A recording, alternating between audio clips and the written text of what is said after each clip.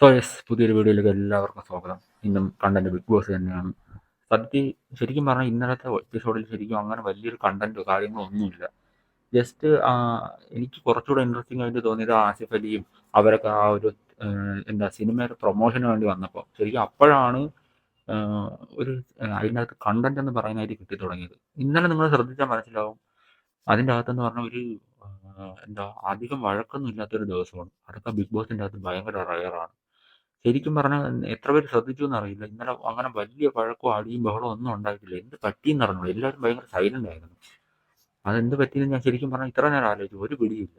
വലിയ അടിയും വഴക്കൊന്നുമില്ല. അതായത് ചെറിയ ചെറിയ പൊട്ടിത്തെറികൾ അവിടെ ഇവിടെ ഉണ്ടായതല്ലാതെ വലിയ വലിയ അടികളോ അങ്ങനെ വലിയ കണ്ടന്റോ അങ്ങനെ ഒന്നും ഇന്നലെ ഇല്ലായിരുന്നു.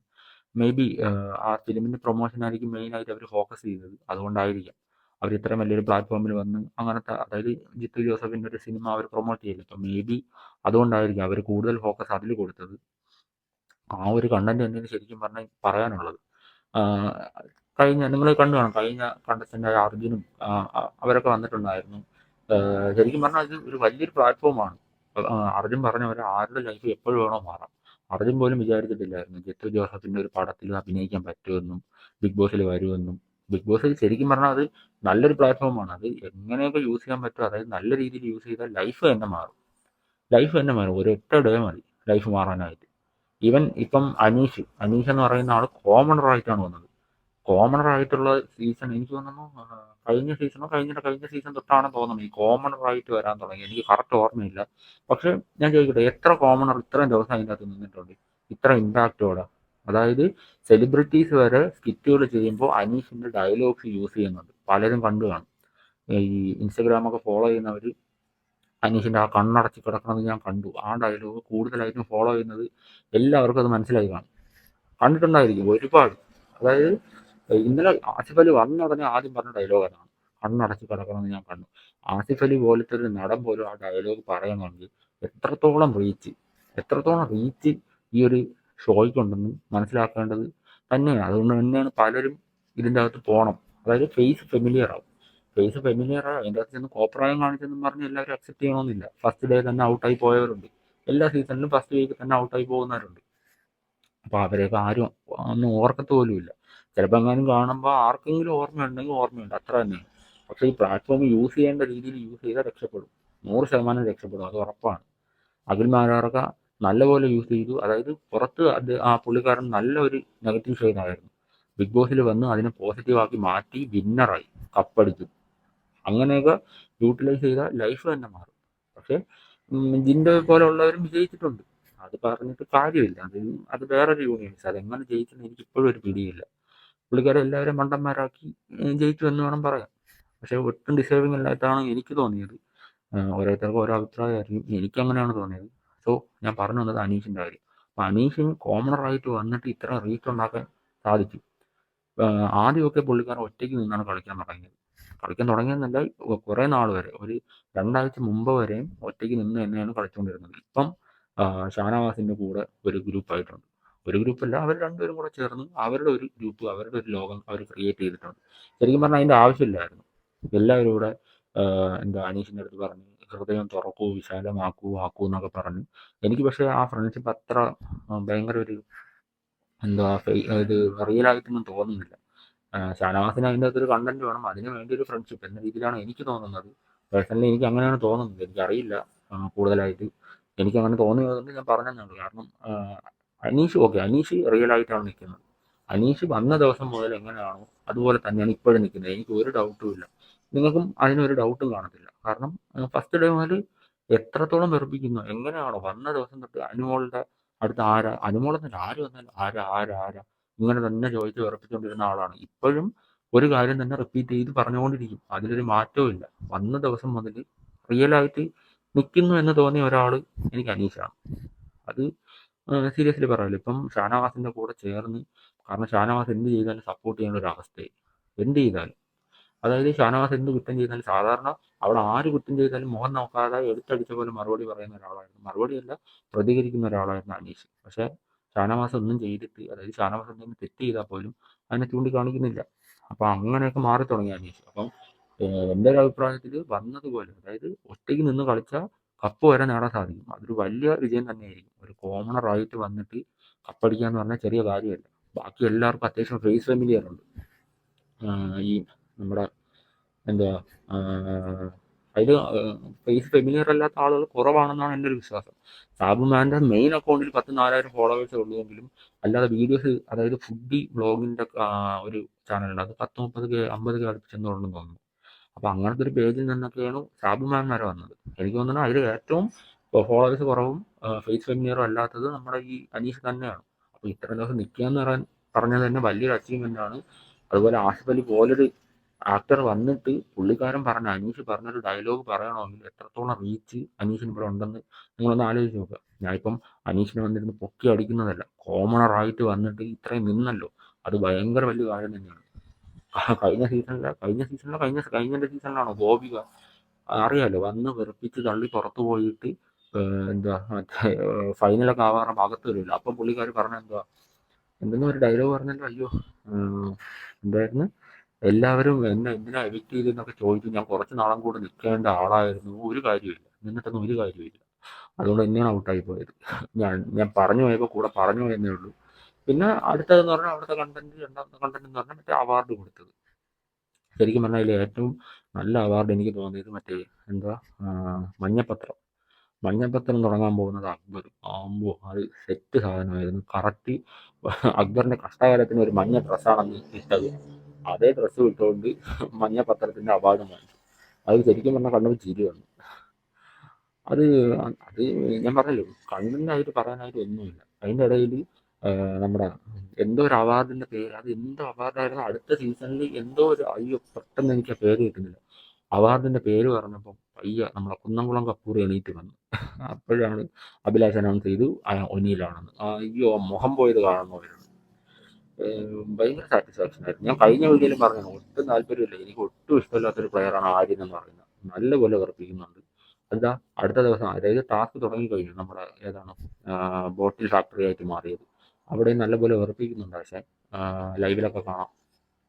അതുപോലെ എന്താ പറയാന്നല്ലോ, പ്രപ്പോസൽ കിട്ടാൻ പോകുന്നത് ആർക്കാണെന്ന് പറഞ്ഞപ്പോൾ ആശാന് ആഗ്രഹം ഉണ്ടായിരുന്നു, ആശാന്റെ പേര് പറയുന്നു. പക്ഷെ എല്ലാവരും ഒന്നടങ്ങാൻ സാബുമാന്റെ പേര് പറഞ്ഞു. സാബുമാനാണ് അവാർഡും കൊടുത്തത്. ആ മുഖം പോയത് കാണുമായിരുന്നു, നിങ്ങൾ ശ്രദ്ധിച്ചാൽ മനസ്സിലാവും. അങ്ങനെ ഇരിക്കുമായിരുന്നു. ഇപ്പൊ എന്നെ പറയും, ഞാൻ മറ്റേ കുന്നംകുളം കപ്പൂറാണല്ലോ എന്നൊക്കെ പറഞ്ഞാണ് ഇരുന്നത് ആശാൻ. പക്ഷെ ഏറ്റില്ല, ആരും പറഞ്ഞില്ല, ഒറ്റ മനുഷ്യർ പറഞ്ഞില്ല. എന്ത് പറയാനാണ്. അതുപോലെ എന്താ കുത്തിത്തിരിപ്പ് ബിന്നി, കുത്തിത്തിരിപ്പ് അഭിലാഷ് എന്നൊക്കെ പറഞ്ഞ് ഓൺലൈനിൽ ഒരുപാട് ട്രോൾസ് ഞാൻ കണ്ടു. ശരിയാണ്, ഗിസേലിൻ്റെയും നമ്മുടെ ആര്യൻ്റെയും കാര്യത്തിൽ ഇവർ ഇടപെടേണ്ട കാര്യമില്ല. എന്തെങ്കിലും ആയിക്കോട്ടെ, ലവ് ട്രാക്കോ ഫ്രണ്ട്ഷിപ്പ് ട്രാക്കോ എന്തോ ആയിക്കോട്ടെ, അത് അവരെ ബാധിക്കുന്ന കാര്യമില്ല. അപ്പം അതിനെപ്പറ്റി സംസാരിക്കാതിരിക്കുക. കാരണം അവിടെ നല്ലതെന്ന് പറയിപ്പിക്കാൻ, അതിപ്പോൾ ആ ഷോയിലൊന്നല്ല, ലൈഫിൽ തന്നെ നല്ലതെന്ന് പറയിപ്പിക്കാൻ ഭയങ്കര പാടാണ്. നമ്മൾ ചീത്തയാണെന്ന് കാണിക്കാൻ വേണ്ടി ഒറ്റ കാര്യം കിട്ടിക്കഴിഞ്ഞാൽ നമ്മൾ പിന്നെ അത് ചീത്തയാണ്. അതുകൊണ്ട് അത്രയും ക്യാമറാസ് ഉള്ളൊരു സ്ഥലത്ത് ഇങ്ങനത്തെ കാര്യങ്ങളൊന്നും ഡിസ്കസ് ചെയ്യാതിരിക്കുക.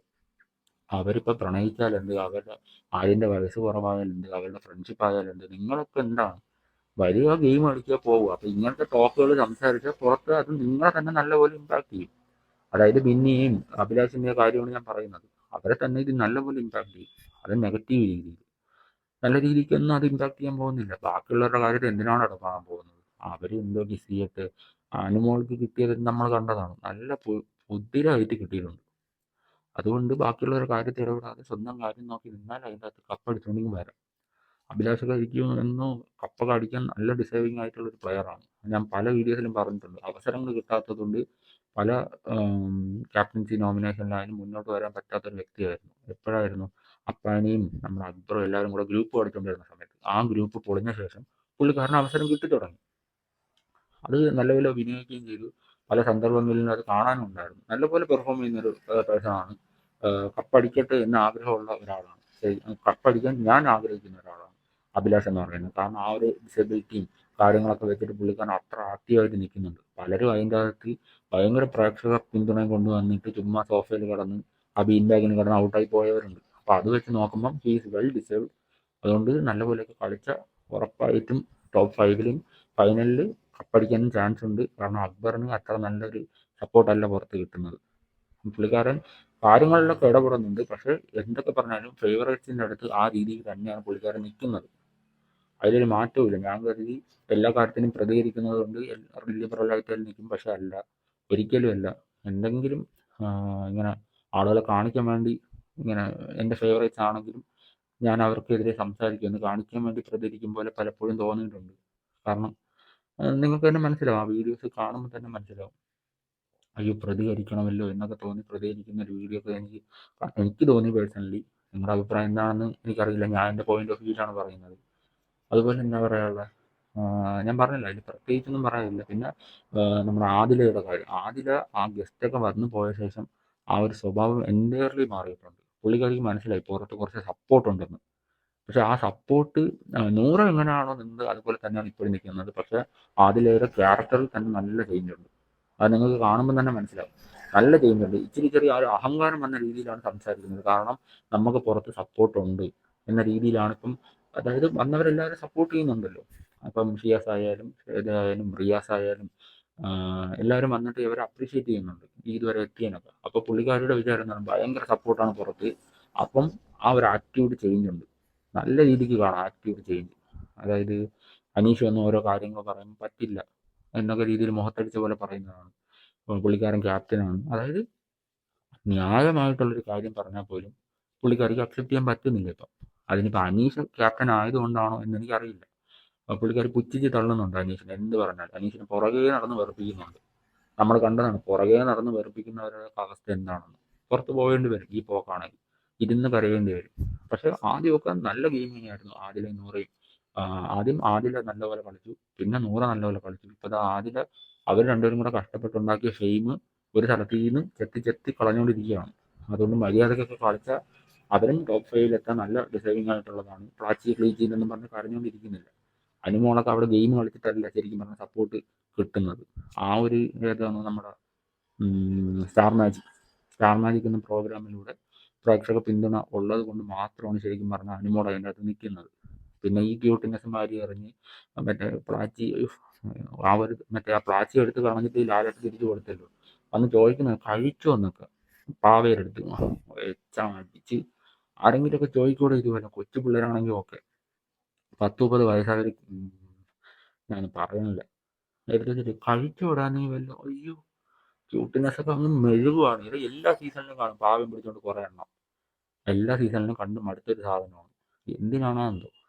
നമുക്ക് തോന്നുന്നു ആ ഒരു ഇന്റർവ്യൂ അല്ലോ, ഞാൻ ഏതോ ഒരു വീഡിയോയിൽ കണ്ടതാണ്. അതായത് തങ്കച്ചനോ ആരോ, അതായത് ഈ സ്റ്റാർ മാജിക്കിന്റെ ഇടയിൽ പറഞ്ഞു പോകുന്നൊരു കാര്യമാണ്. അതായത് പുള്ളിക്കാരിക്ക്, അതായത് അനുമോള് ബാക്കിയുള്ള, അതായത് എൻജോയ് ചെയ്ത് നടക്കേണ്ട ടൈമിൽ ഭയങ്കരമായിട്ട് ഹാർഡ് വർക്ക് ചെയ്ത് കുടുംബം നോക്കിയ ഒരു പെണ്ണാണ് എന്നൊക്കെ തങ്കച്ചൻ പറയുന്നുണ്ട്. ശരിയായിരിക്കാം. ആ ഒരു പ്രായത്തിൽ ഒരുപാട് ഷോസും ഉറങ്ങാതെ പോലും ഷോസുകളൊക്കെ ചെയ്തിട്ടുണ്ട് എന്നൊക്കെ പറയുന്നുണ്ട്. ആ ഒരു സമയത്ത് എവിടെ ഈ പാവ എടുത്ത് വെച്ച് കളിപ്പിക്കാനുള്ള പുള്ളിക്കാർ പറയുന്നതെന്ന് പറഞ്ഞാൽ പുള്ളിക്കാർ അത് ചെയ്യാറുണ്ട്, ചെയ്തുകൊണ്ടിരിക്കുന്ന കാര്യമാണ്. അതുകൊണ്ടാണ് ഇവിടെ വന്നിട്ട് അത് കണ്ടിന്യൂ ചെയ്യുന്നതെന്നാണ് പറയുന്നത്. അത് എനിക്ക് തോന്നുന്നില്ല ഇത്രയും കുടുംബം നോക്കാൻ ഓടി നടന്ന ഒരാൾക്ക് എപ്പോഴാണ് ഈ പാവ എടുത്ത് വെച്ചിട്ട് കഴിച്ചോടാ, കുളിച്ചോടാ, അപ്പിയിട്ടോടാ എന്നൊക്കെ ചോദിക്കാനുള്ള സമയം. അല്ലെങ്കിൽ തന്നെ നിങ്ങൾ തന്നെ ഒന്ന് ചിന്തിച്ചു നോക്കുക, അങ്ങനെ ആയിരിക്കുമോ? ഇത്രയും റെസ്പോൺസിബിലിറ്റീസ് തലയിലുള്ള ഒരാൾ അങ്ങനെ ആവുമെന്ന് എനിക്കൊരിക്കലും തോന്നുന്നില്ല. ഏതായത് പാവയൊക്കെ എടുത്ത് വെച്ച് കളിപ്പിച്ച് കഴിച്ചോ കുളിച്ചോ, വെറും കണ്ടന്റ് മാത്രമാണ്. വെറും കണ്ടന്റ്.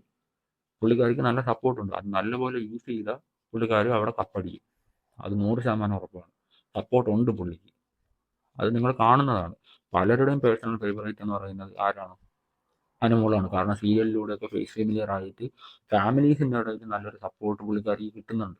അതൊക്കെ നല്ലപോലെ യൂസ് ചെയ്താൽ, അതായത് അതിൻ്റെ അകത്ത് ഭയങ്കരമായിട്ട് ഫേസ് ഫെമിലിയറും ഭയങ്കരമായിട്ട് സപ്പോർട്ടും കിട്ടാൻ, എന്നാൽ അതേ രീതിയിൽ വിമർശനവും കിട്ടാൻ പോകുന്ന ആളായിരുന്നു നമ്മുടെ രേണുസുതി. പക്ഷെ പുള്ളിക്കാരി നല്ലപോലെ യൂസ് ചെയ്തില്ല, ഔട്ടായി പോയി. കുറേ നാൾ സിമ്പതിയുടെ പേരും പറഞ്ഞ് അവിടെ പിടിച്ചു നിന്നു. വയ്യ വയ്യ വയ്യ, വീട്ടിൽ പോകണം വീട്ടിൽ പോകണം വീട്ടിൽ പോകണം, അവസാനം വീട്ടിൽ പറഞ്ഞ് വിട്ടു. നമ്മൾ കണ്ടതാണ്.